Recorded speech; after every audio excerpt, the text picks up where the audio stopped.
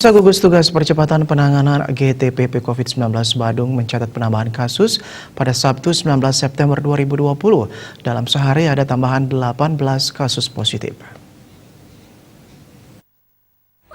Koordinator Bidang Kehumasan GTPP COVID-19 Badung I Gusti Ngurah Gede Jaya Saputra mengatakan, total kasus positif COVID-19 di Badung kini menjadi 1.162 orang. 257 orang berstatus PDP, 318 orang berstatus ODP, 571 orang berstatus OTG, dan 16 PMI.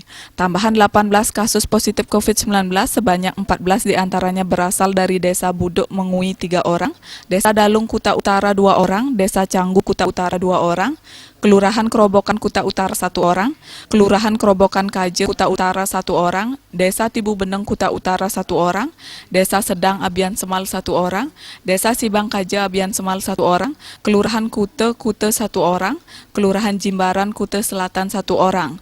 Kemudian 3 orang berstatus PDP yakni dari Kelurahan Kute 1 orang, Kelurahan Jimbaran Kute Selatan 1 orang, dan Desa Sedang Abian Semal 1 orang.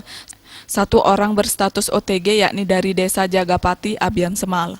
Kabar baiknya angka kasus sembuh terus bertambah. Terdapat 6 orang yang sembuh dari COVID-19.